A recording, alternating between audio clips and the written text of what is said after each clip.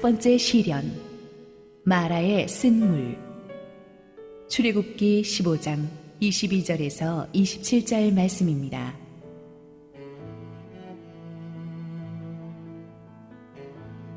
모세가 홍해에서 이스라엘을 인도하매 그들이 나와서 수르 광야로 들어가서 거기서 사흘 길을 걸었으나 물을 얻지 못하고 마라에 이르렀더니 그곳 물이 써서 마시지 못하겠으므로 그 이름을 마라라 하였더라. 백성이 모세에게 원망하여 이르되 우리가 무엇을 마실까 하매 모세가 여호와께 부르짖었더니 여호와께서 그에게 한 나무를 가리키시니 그가 물에 던지니 물이 달게 되었더라. 거기서 여호와께서 그들을 위하여 법도와 율례를 정하시고 그들을 시험하실세. 이르시되 너희가 너희 하나님 나 여호와의 말을 들어 순종하고 내가 보기에 의를 행하며 내 계명에 귀를 기울이며 내 모든 규례를 지키면 내가 애굽 사람에게 내린 모든 질병 중 하나도 너희에게 내리지 아니하리니 나는 너희를 치료하는 여호와임이라. 그들이 엘림에 이르니 거기에 물샘 12과 종려나무 70그루가 있는지라. 거기서 그들이 그 물 곁에 장막을 치니라. 할렐루야. 우리 하나님께 감사와 영광의 박수 올려드리겠습니다. 우리 함께 기도하시고 하나님 말씀 보겠습니다. 사랑하는 아버지, 은혜를 감사합니다. 우리네 인생길이 목마른 광야를 걸어가는 것 같은데 오늘 광야 같은 인생길을 지나는 우리에게 하나님의 은혜의 말씀을 부어 주옵소서. 부족하기 짝이 없는 종은 온전히 하나님 뒤에 숨기시옵소서. 예수님 이름으로 기도했습니다. 아멘. 홍해 바닷길을 이스라엘 백성들이 드디어 건넜습니다. 이스라엘 사람들이 이제 자신들의 옛 주인인 애굽과 영원히 결별하는 마지막 길이 되었습니다. 이제는 애굽 사람을 다시는 보지 못하고 애굽으로 돌아갈 수도 없게 되었습니다. 신약성경 고린도전서에서는 그래서 이 홍해 사건을 우리가 예수 믿고 세례받는 구원 사건의 상징으로 해석합니다. 세례란 우리의 옛사람이 십자가에서 완전히 죽었음을 선포하는 것입니다. 다시는 우리는 세상으로 되돌아가지 못하고 세상 권세의 지배를 받지 않게 되었습니다. 그래서 이스라엘 백성들이 홍해를 통과한 뒤에 가졌던 그 환희와 그 기쁨은 우리가 예수 십자가의 보혈로 구원받고 터뜨리는 기쁨과도 같습니다. 홍해를 건너고 나니까 하나님을 찬양하면서 그들이 굉장히 흥분했습니다. 덩실덩실 춤을 추면서 걷습니다. 하늘의 별이라도 딴 것 같습니다. 이제 바로 약속의 땅으로 가는 하이웨이가 쫙 열릴 것 같았습니다. 그런데 행군이 시작되면서 그들이 전혀 예측하지 못했던 상황이 펼쳐집니다. 22절 읽습니다.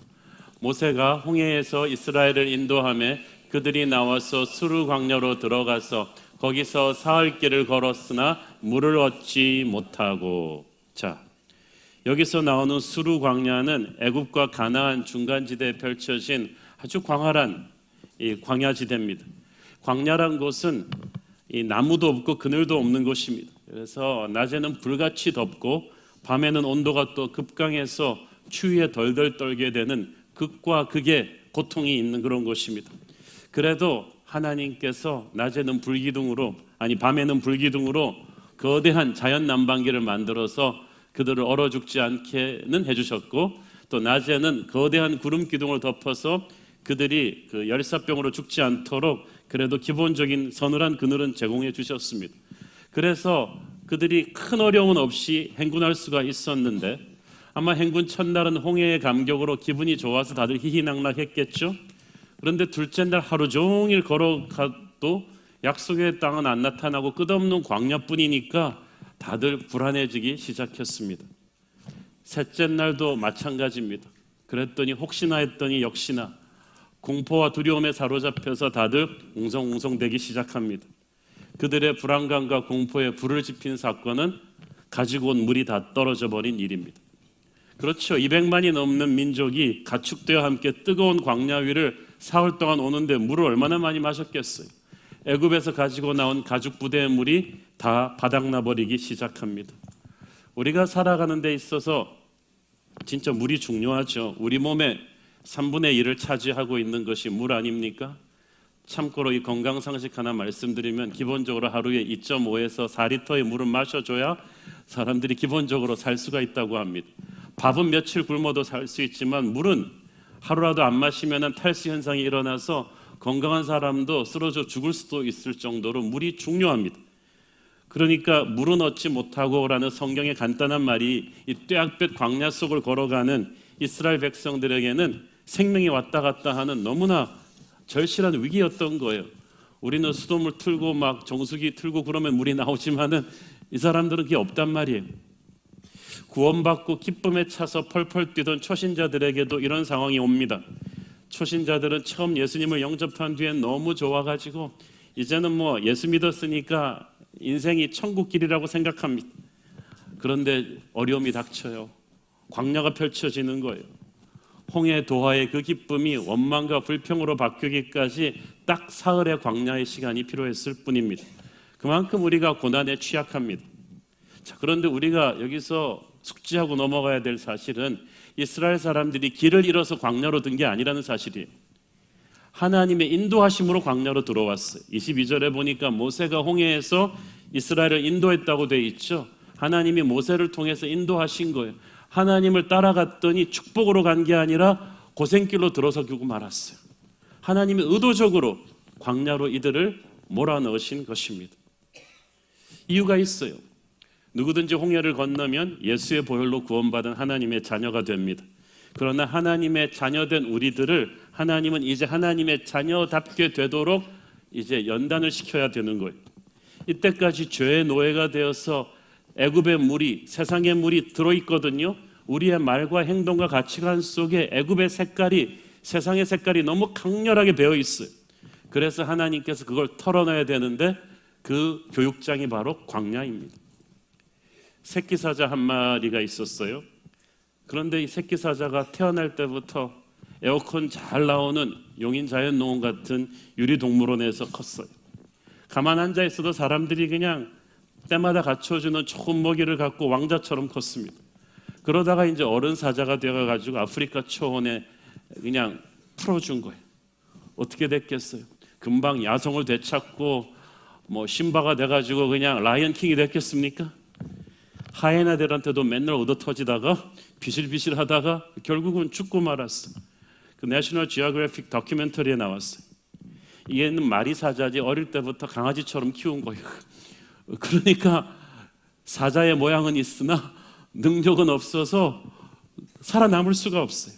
하나님은 우리를 그렇게 다루지 않으신다는 거예요.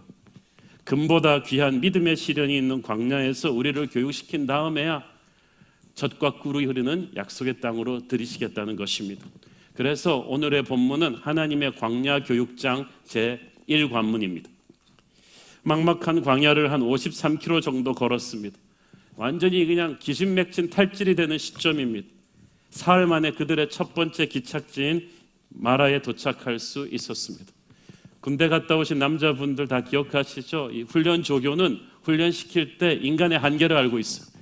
그냥 더 이상 더 가면 죽겠다, 그냥 반란을 일으켜야겠다 막 이러고 싶을 때 딱 쉬게 한대요.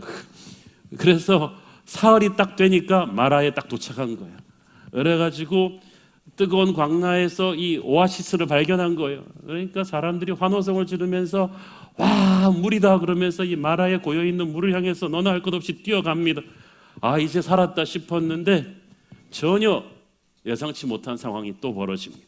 23절 마라에 이르렀더니 그곳 물이 써서 마시지 못하겠으므로 그 이름을 마라라 하였더라. 이럴 때는 제일 먼저 달려간 사람들이 손해죠.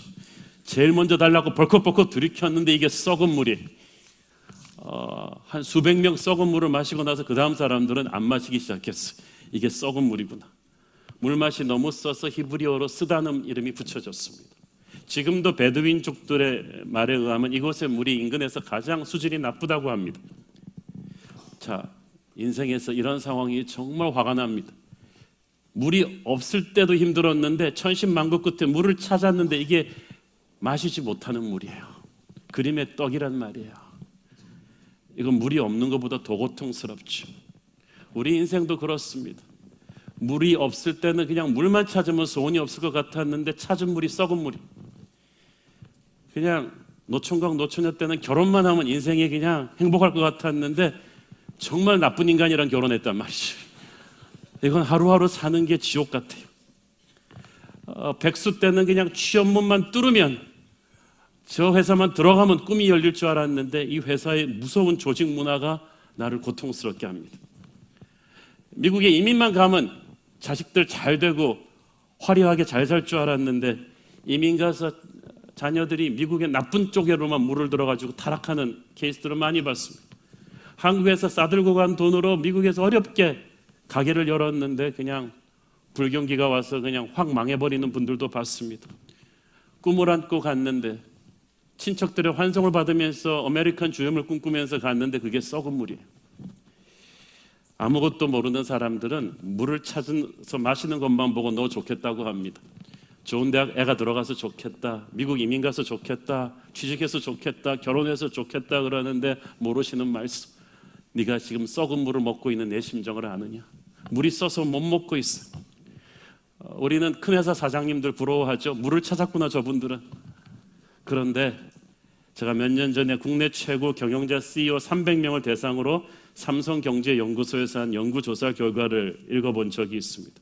그 조사에 의하면 사람들이 부러워하는 그 잘나가는 300명 CEO들의 94%가 남몰래 혼자 눈물 흘리며 사무실에서 밤을 지새워본 경험이 많다고 대답했습니다.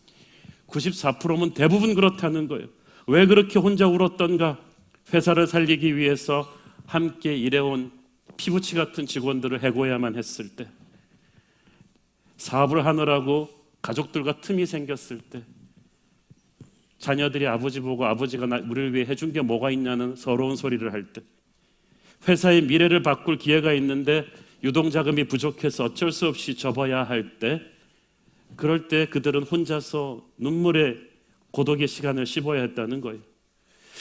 우리가 생각하기에 물을 찾은 사람들이 그토록 마라의 쓴물을 마시고 있는 줄 우리는 모릅니다.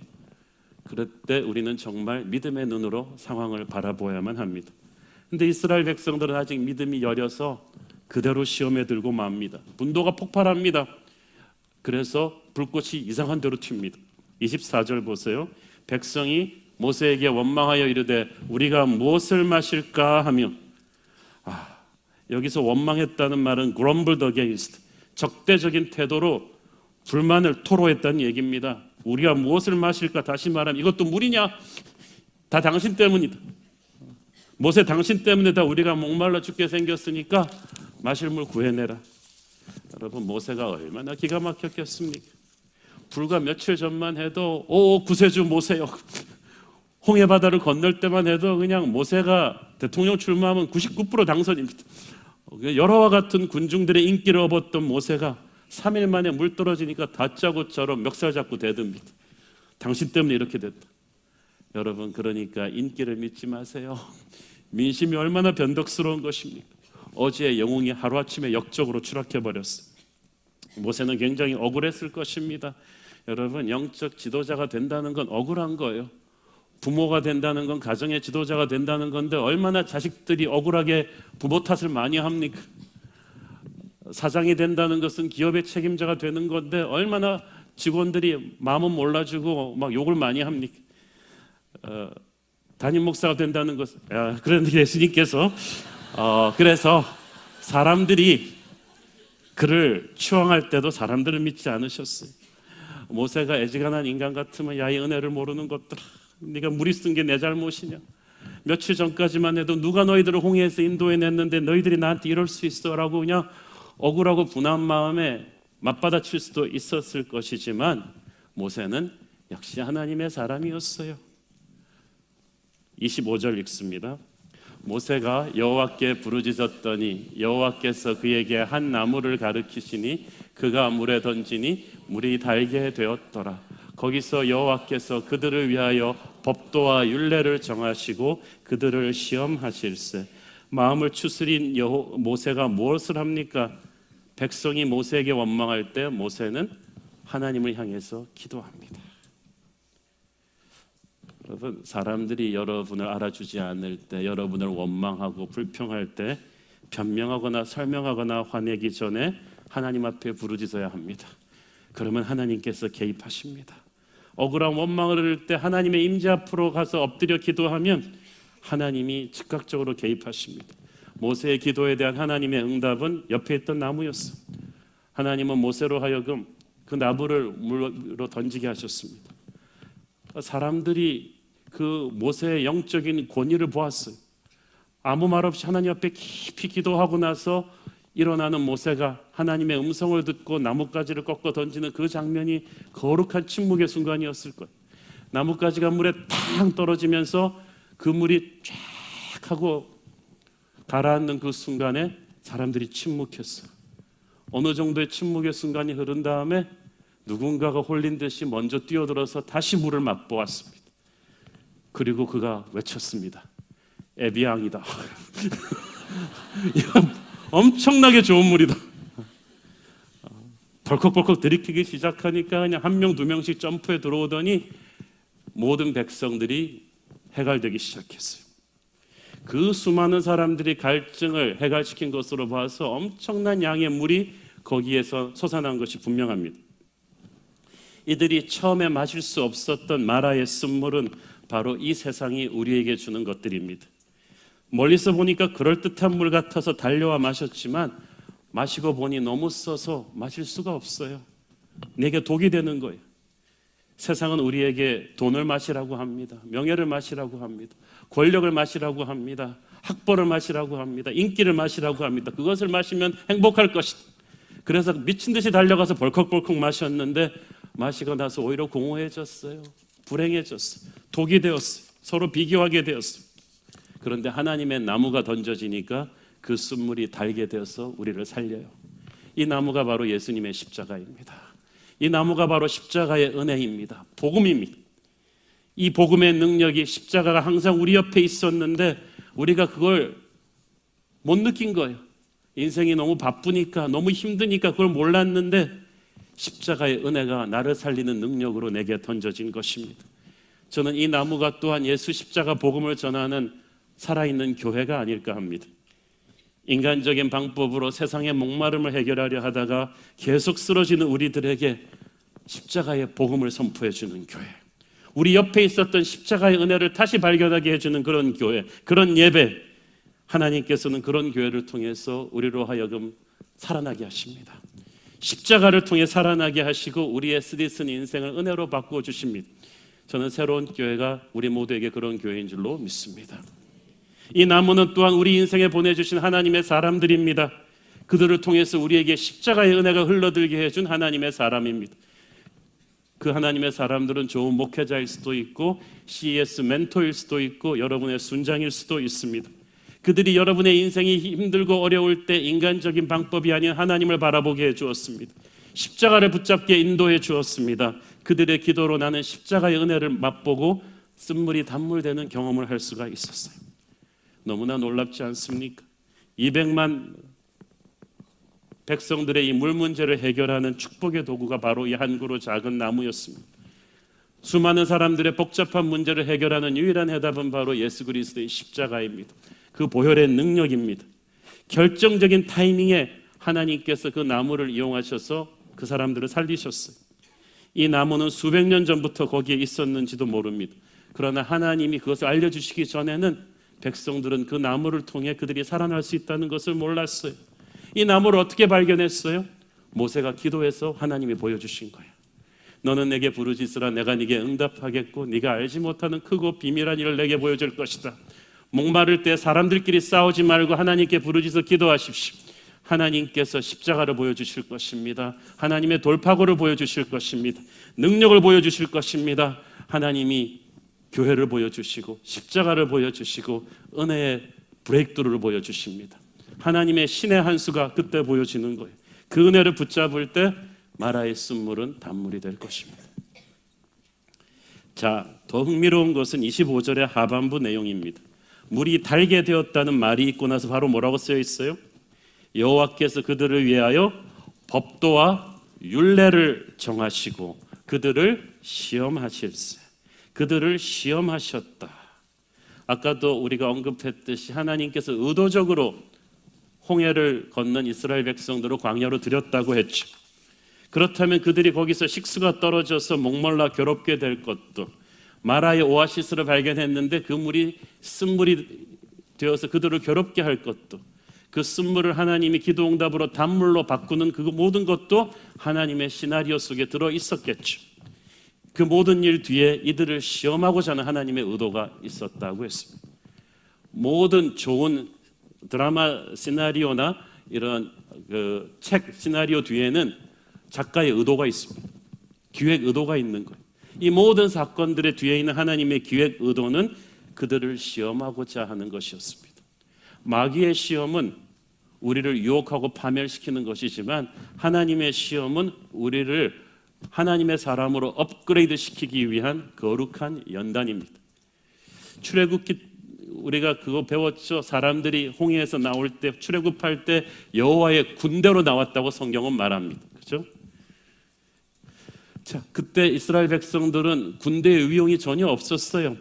그냥 어제까지 해도 노예들이었던 민간인들이었는데 하나님은 군대로 보셨어요. 논산훈련소에 아이가 딱 들어갈 때 군대 갔다고 얘기하지만 걔는 사실 군대가 아닙니다. 그냥 머리 깎고 거기 가서 벙쪄 있는 애일 뿐이지 아직 군인이 아니에요. 논산훈련소의 그 혹독한 훈련을 견뎌내고 또 자대로 배치돼서 또 거기서 필요한 훈련을 견뎌내고 또 실전에서 당금질하고 나서 그는 진짜 솔저, 군인이라고 하는 거예요. 그때까지 군인의 모양은 있지만 능력은 없어요. 일주일 전까지만 해도 이스라엘 백성들은 애굽의 노예들이었어요. 그러니까 민간인으로서 완전히 그 가치관에 빠져 있는 거예요. 그들은 430년 동안 애굽 문명에 철저하게 젖어 있었어요. 애굽 문명이 어떤 문명입니까? 고대 인류의 역사는 농경 문화와 유목민 문화 두 가지로 나누어집니다. 애굽 문명은 이 농경 문화의 아주 전형적인 타입입니다. 농경 문화는 농사를 지어야 되기 때문에 땅이 중요합니다. 땅을 일군 다음에 사람들이 모여서 또 장사를 합니다. 정착 문화이기 때문에 소유에 집착합니다. 그런데 유목민 문화는 아니에요. 계속해서 이동해야 되기 때문에 소유를 간단하게 해야 돼요. 심플하게 해야 돼요. 농경 문화는 폐쇄적이에요. 농사를 짓고 도시를 만든 다음에는 국경선 긋고 성을 쌓은 다음에 외부인들이 못 들어오게 합니다. 외부인들은 우리의 소유를 약탈할 수 있는 침략자들로 규정합니다. 그러나 유목민은 아니에요. 천막을 치고 살면서 계속 이동하기 때문에 외부인들이 와서 조인해주면 줄수록 더 좋아요. 외부인들이 정보를 주고 물자를 물어다 주고 이렇게 서로 교류하다 보면은 더 자기들이 유리하기 때문에 항상 유목민은 개방적이에요. 손님 접대를 잘해요. 농경 문화는 인간의 힘으로 자연을 극복합니다. 나일강을 파서 수로를 만들고 댐이나 저수지를 만들어서 물 관리하고 피라미드 만들고 바벨탑 만들고 인간의 능력으로 모든 어려움을 극복할 수 있다고 가르칩니다. 근데 유목민은 아니에요. 자연 앞에서 자기가 얼마나 무기력한 존재인가를 압니다. 그래서 유목민들은 항상 하늘의 별을 보고 계절의 흐름을 따라 맞춰서 생활하면서 신심이 깊습니다. 농경문화 사람들은 모여서 도시를 만드는데 유목민들은 다 광야로 흩어져요. 그래서 농경문화 사람들은 항상 유목민들을 한 수 아래 미개한 민족으로 무시했습니다. 그런데 보세요. 성경에 나오는 믿음의 사람들은 전부 다 유목민들이었어요.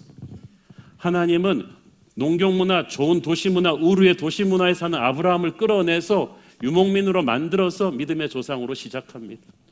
아브라함이 그랬고 이삭도 야곱도 다 유목민이었는데 그때 하나님의 음성을 듣고 예배를 배우고 부르심을 받았는데 요셉 때 그만 야곱 일족이 다 애굽으로 들어가서 400년 동안 애굽 살면서 유목민 마인드가 없어지고 애굽의 농경문화 마인드가 들어온 거예요. 그 인본주의 마인드가 딱 들어간 거예요. 그래서 하나님께서 그들을 애굽에서 탈출시키실 때 홍해에서 애굽 군대는 전멸시켰지만 그들 안에 있는 애굽은 아직 죽이지 못했어요. 그래서 광야에서 그 작업을 하시는 것입니다. 그들은 광야에서 자꾸 정착하려는 습관, 하나님의 음성을 듣기보다는 자꾸 자기 힘으로 뭔가 모아서 이렇게 소유하려는 그 습관, 하나님의 공급을 받는 것보다는 자기들끼리 재산 싸움하려는 그 습관, 하나님께 의지하기보다는 자꾸 자기 힘으로 어려움을 예측하고 극복하려는 습관, 하나님이 아닌 자기 능력과 인맥으로 어떻게 해보려는 그 애굽식 사고방식, 농경문화, 도시적, 인본주의적 사고방식이 깨져야 됐던 거예요. 그 훈련을 제일 먼저 받은 게 지도자 모세입니다.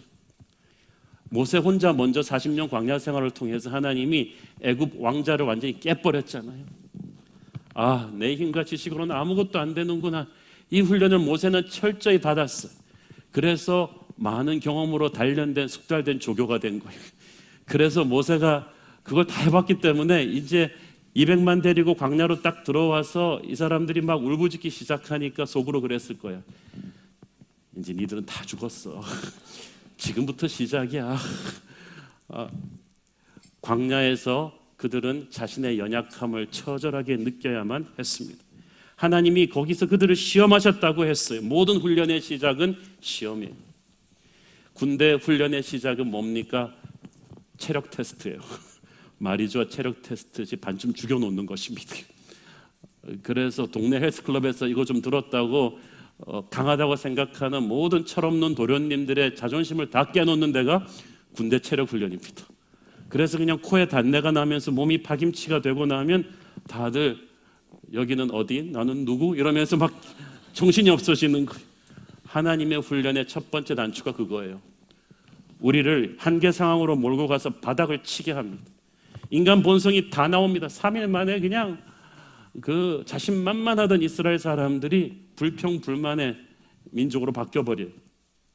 물이 얼마나 중요한 기본적 생존 요소예요. 우리가 기본적인 필요가 흔들릴 때 사람들이 본성이 나와요. 바로 그리고 그때가 하나님의 훈련의 시작입니다. 오늘 교회에서 여러분 이렇게 다 점잖게 넥타이 메고 앉아 계실 때는 다 좋은 신앙인 같아요. 여러분 지금 다 폼이 목사님 같으세요. 그런데 진짜 신앙은 아멘 다음에 중요한 거예요. 평온할 때 드러나는 게 아니라 아까 우리 찬양했죠. 평안히 길을 갈 땐 보이지 않아요. 지치고 낭망하여 쓰러질 때 그때 하나님이 보입니다.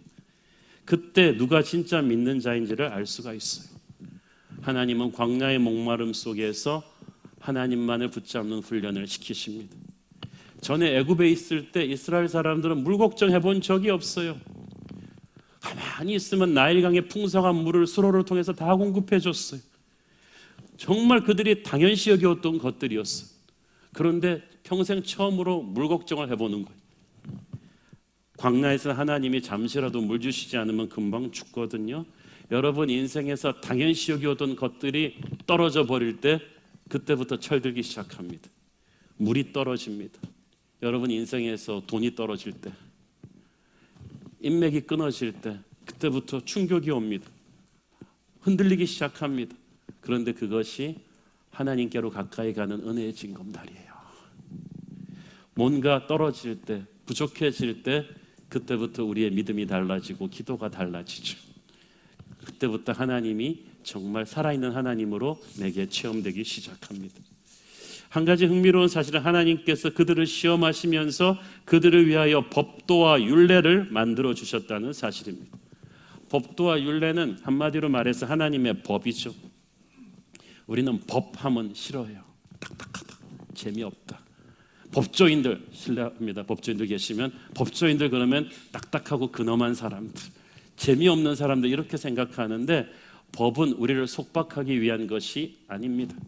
하나님이 그들이 애굽에 있을 때는 하나님의 법을 언급하지 않으시다가 출애굽하고 나서야, 광야로 들어오고 나서야 하나님의 법을 주셨어요. 그들은 애굽의 속박에서 벗어나면 자기들 마음대로 살 수 있을 줄 알았는데 하나님이 갑자기 그게 아니다. 너희들 이제 하나님의 법대로 살아야 된다는 거예요. 그런데 이 법이 그들을 속박하기 위한 것이라고 생각해서는 안 되었어요.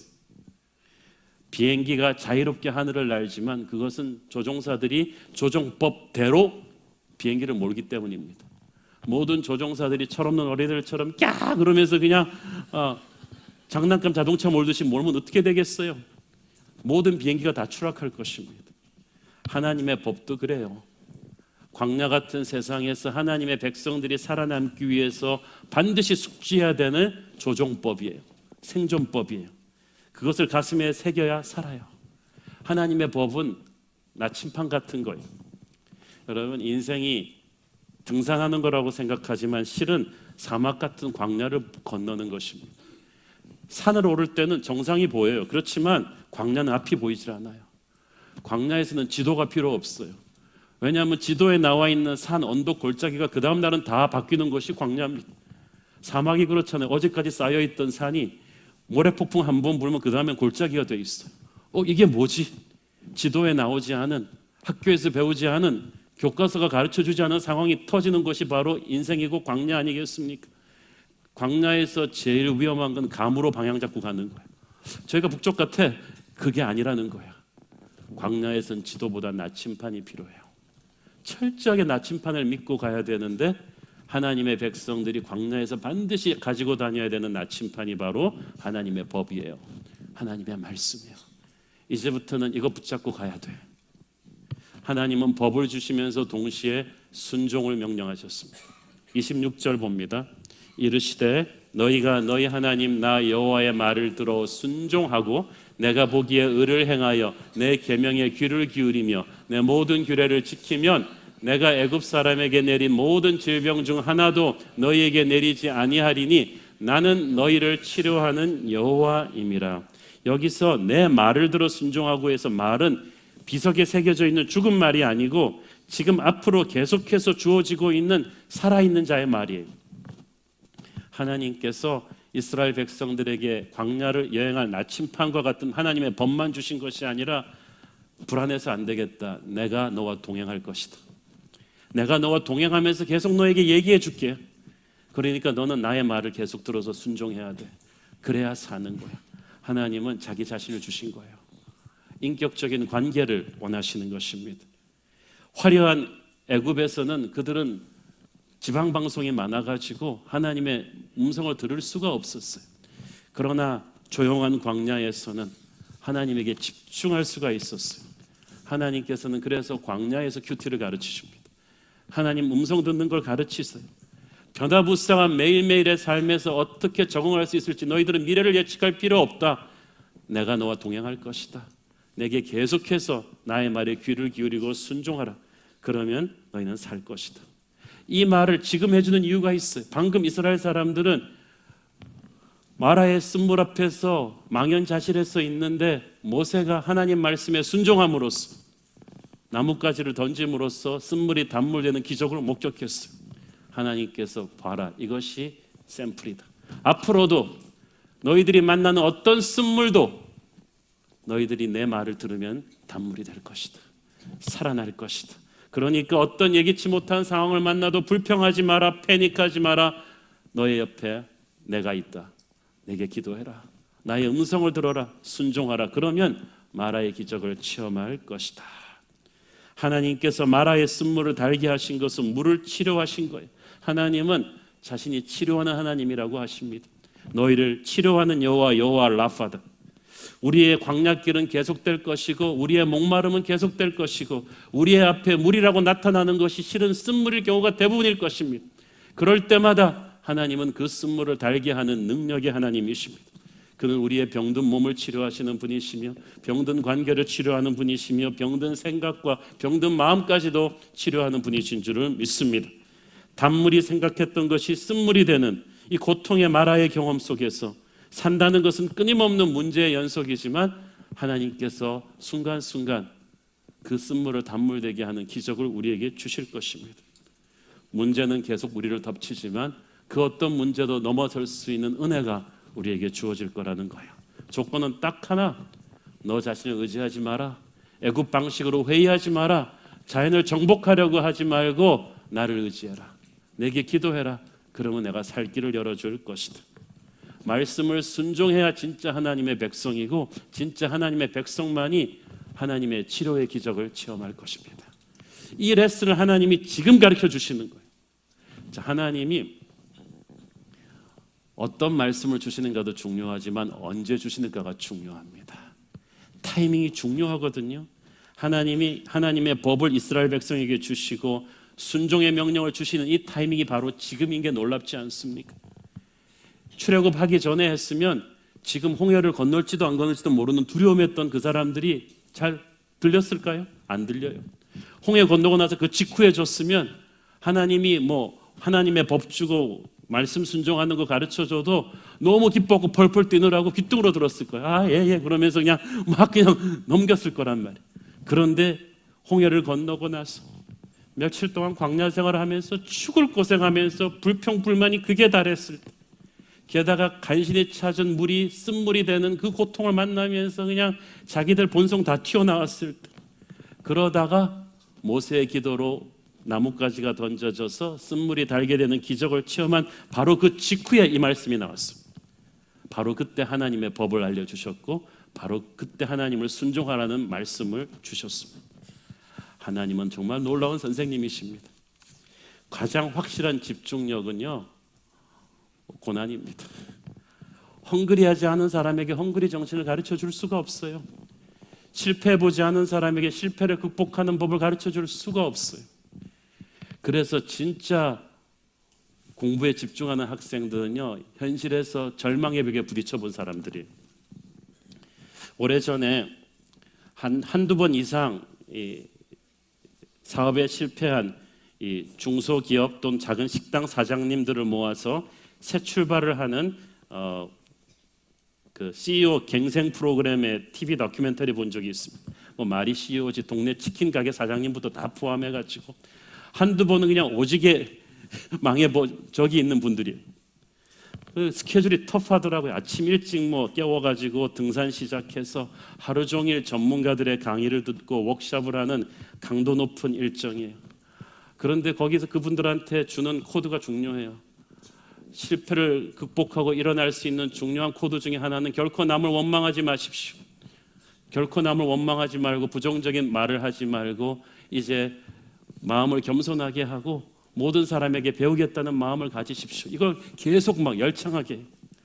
평균 나이가 40, 50대 정도 되는 이 중년 아저씨들이 정말 소화하기 쉽지 않은 굉장히 터프한 일정인데 한 명도 뒤처지는 사람 없어요. 다들 눈에 불꽃이 그냥 바글바글해요. 그들은 모두 사업을 한 번씩, 두 번씩 망해본 경험이 있습니다. 피눈물을 흘려봤기 때문에 겸손하고 간절합니다. 말과 행동에 거품이 빠져버렸고 때로는 자기보다 젊은 강사들의 강의를 스펀지가 물을 흡수하듯이 메모하면서 들었어. 수업 중 조는 사람 없어요. 딴짓하는 사람 없어요. 하루에도 몇 번씩 다 같이 일어서서 주먹을 쥐고 나는 살 수 있다. 나는 할 수 있다. 나는 다시 살아서 내 가족을 살릴 것이다. 이걸 외치는데 어떤 중년 사장님들은 그냥 눈에서 눈물이 쫙쫙 흘러내려. 실패와 좌절이 그들의 마음밭을 겸손하게 한 거예요. 최고의 학생들로 만들어 놓은 것입니다. 아마 하나님께서도 이런 이유로 바로 이 타이밍에 마라의 쓴물이 단물되는 이 기적의 현장에서 이스라엘의 첫 번째 레슨을 시작하신 것이 아니겠습니까? 목마름의 고통이 극에 달해서 집중력이 확실하게 되는 그 타이밍에 하나님의 원포인트 레슨이 내려옵니다. 그것을 제대로 흡수했으면 그들은 광야를 빠른 시간 내에 극복해서 약속의 땅으로 진입했을 거예요. 지금 마라의 쓴물의 현장에 인생이 내려와 있는 분이 계시다면 오늘 일어나기를 바랍니다. 하나님께서 여러분에게 말씀하고 계세요. 여러분 생각에는 최악의 순간이지만 하나님 보시기에는 최고의 순간으로 갈 수 있는 터닝 포인트가 바로 지금인 줄을 믿습니다. 지금처럼 여러분이 겸손하고 지금처럼 여러분이 마음이 겸손하고 열려있는 때가 없거든요. 이때 하나님의 은혜로 살아나십시오. 기도로 살아나십시오. 십자가 보혈로 살아나십시오. 오늘의 메시지는 여러분을 위한 것입니다. 왜냐하면 마라 뒤에는 엘림의 축복이 옵니다. 27절 읽습니다. 그들이 엘림에 이르니 거기에 물샘 10돌과 종려나무 70그루가 있는지라 거기서 그들이 그 물 곁에 장막을 치니라. 마라를 떠나서 남쪽으로 한 10km, 이건 반나절 거리도 안 되는데 딱 와보니까 엘림이 있어요. 엘림은 마라와는 차원이 다른 거대한 오아시스입니다. 이름 뜻부터 벌써 큰 나무, 능력 있는 자 그런 뜻이에요. 12개의 샘과 70그루의 큰 종려나무가 있는 거대한 오아시스로 이때는 골짜기로 그냥 시냇물이 넘쳐 흐르는 곳이고 숲이 무성하고 비옥한 토지에 여러 종류의 과일이 있는 그런 곳입니다. 크고 맑고 시원한 물샘이 곳곳에 있어서 200만 이스라엘 백성이 충분히 들어가서 안식할 수 있는 곳이었어요. 물샘 12개는 이스라엘 12지파가 하나씩 잡으면 되겠죠. 종려나무 70그루는 이스라엘 70장로의 부족들이 하나씩 헤드스테이션으로 모이면 되겠죠.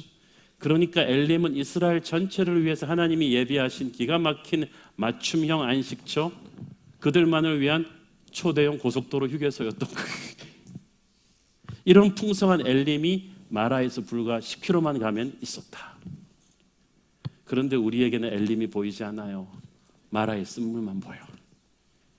불신앙은 근시안적입니다. 당장의 고통만 보여요. 그래서 그냥 입에서 나오는 게 원망과 불평밖에 없습니다. 이 마라의 시험을 통과하고 나면 얼마 가지 않아 엘림이 기다리고 있는데 그걸 못 참고 지도자 멱살 잡고 여기서 너 죽고 나 죽자, 네가 너 때문에 나 죽게 생겼다 라는 경솔한 말로 자기의 앞길을 닫아버리는 거예요. 시험을 믿음으로 직면하면 시험을 통과하는 과정에서 여러분은 십자가의 은혜를 체험할 거예요. 그 십자가의 능력으로 쓴물이 달게 되는 체험을 할 축복이 있고 그 뒤에 조금만 더 가면 엘림의 풍성한 안식이 기다리고 있습니다. 그러니까 여러분 믿음을 가지고 이 불같은 고난의 시간을 잘 인내하기를 축원합니다. 시험 가운데서 십자가의 주님을 더 간절히 붙잡으시고 더 사랑으로 서로 격려하면서 기도로 조금만 더 버티어 보십시오. 반드시 마라의 쓴물이 단물되는 기적을 체험할 것이고 반드시 조금만 더 가면 엘림의 안식이 기다릴 줄로 믿습니다. 기도하겠습니다. 사랑의 아버지 은혜를 감사합니다. 하나님, 우리가 불같은 광야를 지날지라도 우리의 목마른 가운데 생명수 되시는 주님의 은혜가 있는 줄을 믿습니다. 우리 주님, 우리에게 소망을 주옵소서. 예수님 이름으로 기도했습니다. 아멘.